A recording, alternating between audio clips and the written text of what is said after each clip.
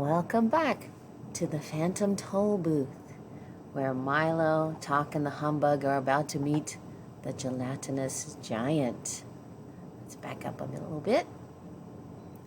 I'll lead the way for a while. This is the Humbug, he said, brushing himself off. Follow me and we'll stay out of trouble.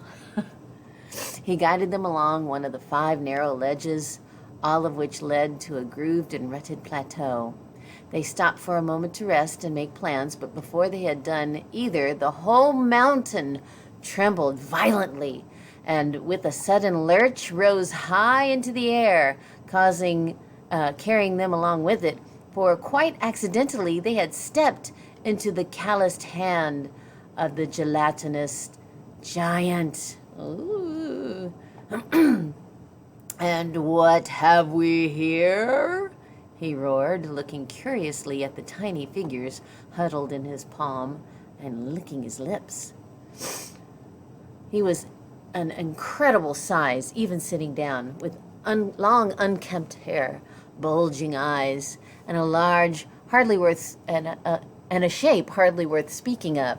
He looked, in fact, very much like a colossal bowl of jelly, without the bowl. How dare you disturb my nap, he bellowed furiously, and the force of his hot breath tumbled them over in his hand.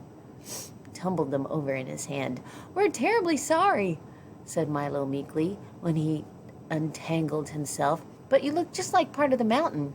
Naturally, the giant replied in a more normal voice, but even this was like an explosion.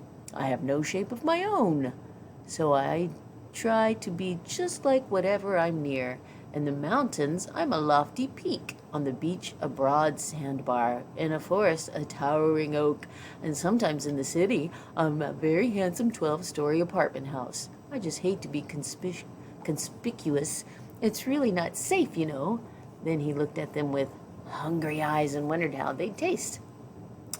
You look too big to be afraid of anything, said Milo quickly, for the giant had already begun to open his wide mouth.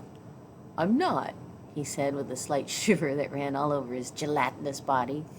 I'm afraid of everything. That's why I'm so ferocious. If the others found out, I'd just die. Now do be quiet while I eat my breakfast. He raised his hand towards his gaping mouth, and the Humbug shut his eyes tightly and clasped both hands over his head. Then aren't you really a fearful demon? Milo asked desperately, on the assumption that the giant had been brought up well enough not to talk with a mouthful. Well, approximately, yes, he replied, lowering his arm to the vast relief of the bug. That is, comparatively, no. What I mean is relatively, maybe. In other words, roughly, perhaps. What does everyone else think? There, you see, he said peevishly. I'm even afraid to make a positive statement, so please stop asking questions before I lose my appetite altogether. Then he raised his arm again and prepared to swallow the 3 of them in one gulp. Why don't you help us rescue Rhyme and Reason? Then maybe things will get better, shouted Milo again, this time almost too late, for in another instant they would have all been gone. Oh, I wouldn't do that, said the giant thoughtfully, lowering his arm once more. I mean, why not leave well enough alone? That is, it'll never work. I wouldn't take a chance, and in other words, let's keep things as they are. Changes are so frightening. And as he spoke, he began to look a bit ill. Maybe I'll just eat one of you, he remarked unhappily, and save the rest for later. I don't feel very well. I have a better idea, said Milo. You do? Interrupted the giant, losing any desire to eat at all. If it's one thing I can't swallow, it's ideas. They're so hard to digest. I have a box full of all the ideas in the world, said Milo proudly, holding up the gift King Azaz had given him. The thought of it terrified the giant, who began to shake like an enormous pudding. Put me down and just go away, he pleaded, forgetting that for a moment who was hold of whom. And please don't open that box.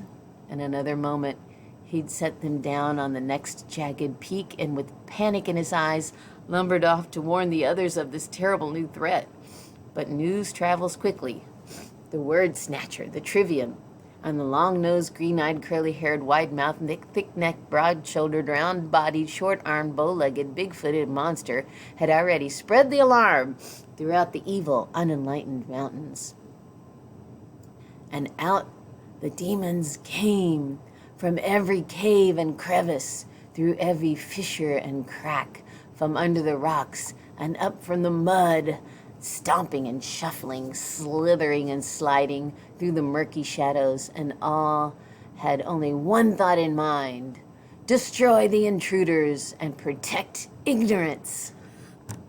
From where they stood, Milo, Talk, and the humbug could see them moving steadily forward, still far away, but coming quickly, on all sides the cliff, that were alive with this evil collection of crawling, looming, creeping, lurching shapes. Some could be seen plainly, others were but dim silhouettes, and yet still more, only now beginning to stir from their foul places, would be along much sooner than they were wanted. We'd better hurry, barked Talk, or they're sure to catch us. And he started up the trail again. Milo took one deep breath and did the same, and the bug, now that he knew what lay behind, ran ahead with renewed enthusiasm. And we'll take it up next time with Chapter 18. Until then,